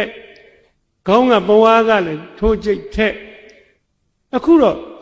2ယောက်ရှင်လိုက်တော့သူအိမ်ကြီးကကြေမွအဲ့ဒါနဲ့လူတွေမရိပ်မိအောင်သူကအသာလေးတတ်တယ်ဖိပြီးတော့တတ်တယ်အတွတ်နေကြေတယ်ပြေအောင်ဖြေတယ်ပျောက်အောင်ဖြောက်တယ်လူတွေက မြို့ပိတ်သိက်ကိုကြည်ရကစရုံတောင်းကိုလှမ်းကြည့်တော့တွေ့ပြီဟိုမှာကြည်အောင်ခုမှအင်ကြီးတွန့်ကြေတွေတတ်နေပြီ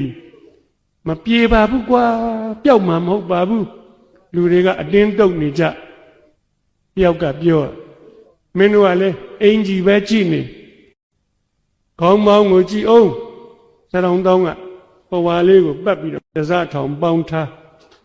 ထိတ်တဲ့မှာချွေးကွက်ကြီးတဲ့ဒီလူမှဖြစ်တာမဟုတ်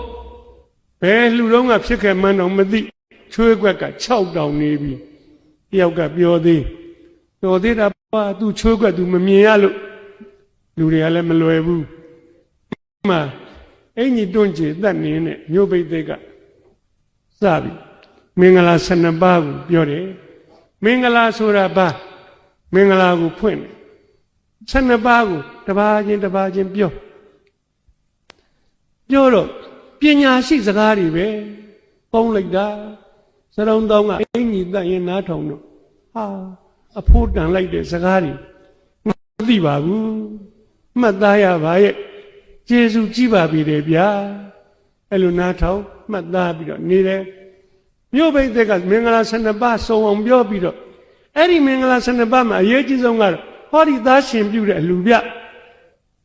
ဒီထဲကမောင်ရှင်လောင်းလေးတွေကမကြခင်ရှင်သာမဏေဖြစ်တော့မယ်ရှင်သာမဏေဖြစ်မိဘအစလူတိုင်းကြောက်ရမယ်ဗျဒါကြောင့်မို့လို့ရှင်သာမဏေဖြစ်မယ်ရှင်လောင်းတွေကိုဗိတ်သိက်သွန်းတဲ့ခါကျတော့ဗိတ်သိက်ဆရာကံ5ပါးလုံရတယ်ဖရေရက်တော့ရင်ဗိတ်သိက်မမြောက်နေဗျဟောကနေမန္တထဲမှာအတန်ကြီးထွက်သွားကြီးတာမဟုတ်ဘူးဘာဖြစ်တာလဲတနယ်လုံးသိကလေးအစအသိတောဗိတ်သိက်စရုံတောင်းကဗိတ်သိက်မြောက်ပြီးရင်ထတော်သွားပြီးထရေမော့တော့မယ်ဖရေရက်တဲကြိုက်တာကိုဟာလူတွေကလက်ကုပ်ကြပြန်ပြီမြို့ဗိတ်သိက်ကလည်းလှင်လာကြီးလားကွဘယ်ကောင်တွေသတင်းပေါက်ချသွားလဲမသိဘူးတောဗိတ်သိက်ကြီးကိုတော့ဆော်လိုက်ပြန်ပြီဟဲ့စရုံတောင်းရှိရကိုလှမ်းကြည့်ကြတယ်တဲ့စရုံတောင်းကခေါင်းကလေးတငိမ့်နဲ့ဟုတ်ကဲ့ကျွန်တော်ကလည်းကြိုက်တော့တောင်းမိပါတယ်ခမဟိုမှာဝန်ခံနေပြီလူတွေကပြခေါင်းငိမ့်ဝန်ခံပါတယ်အဲ့ဒီမှာမြို့ပိတ်စိတ်ကပြီးသွားတော့ကျွန်တော်လည်းပြောကောင်းနဲ့ပြောလိုက်တာနာယူဝက်စီသွားပြီခမကျွန်တော်လည်းနားပြီးတော့တစ်ဖက်ကပိတ်စိတ်ဆရာအလှည့်ပေးပါဦးမယ်ခမဆိုင်းဝင်းကရွာစားစိန်တင်ဟန်တဲ့မန္တလေးဆိုင်ကောင်းစိန်တင်ဟန်ကလေပြေကလေးထိုးပေးတယ်အကူပြောင်းတီးလုံးကလေးတီးလိုက်မြို့ပိတ်သိက်ထိုင်နေစရုံတောင်းမတ်တထမိတဲ့အထိအင်ကြီးတွန့်ကြည်တတ်တုံးကင်ပါကပိုးလုံးကြီးတွန့်ကြည်တတ်တုံးနေကြအဲ့ဒီမှာစရုံခုထိတတ်တုံးပြည့်ရပြုနေထိုင်တဲ့ဘက်ကိုခေါင်းမြို့ပိတ်သိက်ဆရာလိုင်းထိုင်တဲ့ဘက်ကိုဘယ်လိုဆော်တယ်လဲလို့ခေါင်းငိတ်ရင်းကပြောလိုက်ပါတယ်လူတွေကပြောလိုက်ကြတာဗိတ်သိက်ပြိုင်နဲ့ကျွန်တော်မပြိုင်နိုင်ပါဘူးဆရာလိုင်းပြောတဲ့စကားတွေကောင်းလိုက်တာတန်ဖိုးရှိလိုက်တာကျွန်တော်မသိပါဘူးပညာရှိစကားတွေဗျကျွန်တော်နားထောင်မှတ်သားရပါတယ်ကျေးဇူးကြီးပါပြီရဲ့လူတွေကဘယ်လိုကြီးလဲကွာသူ့တော့ဆော်သွားတယ်သူကမဆော်တဲ့ပြင်ချီးမွမ်းတောင်နေပါသေးလားတယောက်ကပြန်ပြောတယ်မနိုင်တော့လဲရှုံးပေးအေးတာပါပဲကွာတော်သားတွေကတီတိုသဖန်ပိုးလုံနေကြအမှန်ကတော့ကိုတော်သားချင်းလက်ခုပ်တီးပေးခြင်းနဲ့ကိုလူကလည်းတီးပေးလို့မရအားလုံးအနှိတ်အရှုံးဖြစ်နေတော့အားမလို့အားမရဖြစ်နေကြတာပါအဲ့ဒီမှာစရုံတောင်းကဆက်ပြောတယ်တကယ်တော့ကျွန်တော်ကဖိတ်သိက်ဆရာလောက်တာတက်လို့မှမဟုတ်ဘူးတဲ့ကျွန်တော်စရုံးမှာ9ရွာကလဲသမားပါခမဒီနေ့ဒီကိုဖိတ်သိက်မြောက်လာကနီးတောင်မှကျွန်တော်မိန်းမကတော့ဖိတ်သိက်မြောက်မသွားခင်နွားသချင်းနဲ့ရေပြည့်အောင်ထမ်းခဲ့အောင်ဆိုလို့ကျွန်တော်ရေထမ်းခဲ့ရပါသေးတယ်ရေတွင်းကလည်းရွာထဲမှာမရှိဘူးခမဟိုရွာပြင်းထွက်ပြီးတော့ရေဆိုင်တန်းကလေးနဲ့ကျွန်တော်သွားထမ်းရပါတယ်ရွာထဲကထွက်လိုက်တာနဲ့ တရားပင်လေးတွေကအပွင့်ကလေးတွေဝေးပဲကင်းကလေးတွေကစိမ့်စိမ့်ဆိုးဆိုးထမ်းမင်ကလေးတွေကအစီတန်းလို့ကျွန်တော်တယောက်တည်းလွန်လို့ဖြစ်တယ်ဒါနဲ့ကျွန်တော်ကဘုံတော်ကလေးတစ်ပုဒ်ကိုကောက်ပြီးဆိုးလိုက်တယ်ခမရနာစကြိုပြည်ဌာနဘာယာနာချက်ဘဟုနာလန္ဒတက္ကသိုလ်ဝဲအသက်ကိုအနှင်းဟာစိန်တင်ဟန်ကရှေ့ကဗိသိက်ဆရာကစကားကြီးပြောတော့တီးကိုမတီးလဲအောင်ခုမှတီးရတော့အာရပါရတီးကြတာပေါ့ဆိုင်းတန်နဲ့သချင်းတန်ချိန်ချိန်ညံပါကြောတဲ့အဲ့ဒီမှာနားထောင်လို့ကောင်းလိုက်တာလူတွေကလည်းငေမောသဘောကျစရောင်တောင်းရဲ့တန်ကအတန်ဝါစီဟိနဲ့သိကောင်းပါလေကျွန်တော်ကတန်စင်တိယုံမြဆိုပြတာဒီတန်မဟုတ်ဘူးအဲ့တော့တစ်ခေါက်ဆုံးတော့စိန်တင်ဟန်းကတီးကျင်သေးတယ်လက်ကမြောက်ထားလူတွေကလည်းနားထောင်ကျင်သေးတယ်နားရီစွန့်စရောင်တောင်းကသိပါတယ်ဩရေတွင်းကလည်းဝေးတယ်ခမရဘုံတော့တပုတ်ဆုံးတာတောင်းမရောက်သေးဘူးခမရလူတွေဝါကနေကြတယ်ဆိုအောင်မှာနောက်တစ်ပုတ်ကိုဆိုပါတယ်နောက်တော့ပြီးတော့လေဩနှစ်ပုတ်ဆုံးတာတောင်းမရောက်သေးဘူးခမရဝါကနေရည်ကြသုံးပုတ်လေးပုတ်ငါးပုတ်ဆက်တိုက်ဆိုပါတယ်အတီးကလည်းအတီးကောင်းအဆိုးကလည်းအဆိုးကောင်းမန္တကြီးတစ်ခုလုံးကိတရေရင်ကျော်မျောပါသွားပြီးတော့ပြိတ်သက်တွေငေးကြည်ရင်နဲ့အင်ကြီးတွန့်ကြည်တွေမမြင်တော့ဘူးထိတ်ကချွေးခွက်ကြီးလည်းပျောက်သွားစရောင်တောင်းလည်းသူကိတရေရင်ကျော်သူ့ဘာသာမျောပြီးတော့သူ့အင်ကြီးတွန့်ကြည်တွေမေ့သွားပြီဆိုလို့ပြောလို့ကောင်းအဲ့ဒီမှာစရောင်တောင်းကလက်ဒီဆရာတော်ဘုရားကြီးရဲ့တန်ဝေကဒွေကြိုးကြီးကိုဆိုလိုက်ပါတယ်မိုင်မလေးနိုင်ဘူးမြိုင်ခင်းတဲ့ညာစီ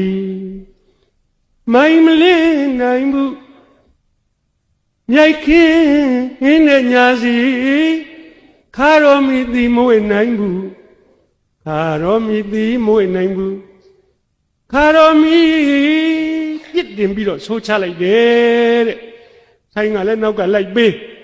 အဲ့ဒီခါတော်မီမှာကိုပဲခါတော်မီစရောင်တောင်းကကွန့်ဆိုးဆိုင်ဆရာကလည်းညွန့်ပြီးတီးဆိုင်ကတီးရင်စရောင်တောင်းကပြုံးပြီးတော့ကြည့်စရောင်တောင်းဆိုတဲ့အခါမှာဆိုင်ဆရာကလည်းပြုံးပြီးတော့ကြည့်အိုးနှစ်ယောက်သားပြုံးချင်းဖလှယ်နေကြပိဋကကလည်းသူတို့နှစ်ယောက်ကိုကြည့်ပြီးတော့ပြုံးလို့မန္တကြီးတစ်ခုလုံးပြုံးနေဝေပါတယ်အဲ့ဒီမှာစရောင်တောင်းကဒီဆိုခြင်းကိုနားပြီးတော့ဩကျွန်တော်တို့လူတွေမိုက်လိုက်ကြတာခုလိုဗုဒ္ဓသာသနာတော်ကြီးနဲ့ကြုံတွေ့နေပါရဲ့ကနဲ့အသိအမြင်အလင်းကိုမရနိုင်ကြပါဘူးတန်တရားရေရင်ကျော်မှာဒုက္ခသစ္စာနဲ့မျောနေကြတယ်ခမမျောမှာပေါ့သမုဒိယသစ္စာအရင်ပြုတော့ဒုက္ခသစ္စာဖြစ်တာပေါ့အဲ့ဒါတွေကိုသူကပြောလိုက်ဒီတခြင်းကိုဆိုလိုက်နှုတ်တော့တေပုံမာကိုပြောလိုက်တဏှာဘူးတဲ့အယူတွေမှာအမှုမပြေပင်မရှားလိုက်လေတဏှာဖန်းနဲ့အကန့်တွေမှာတဏှာဖန်းနဲ့ကန်းတွေမှာအပန်းမပြေပင်မရှားလိုက်လေ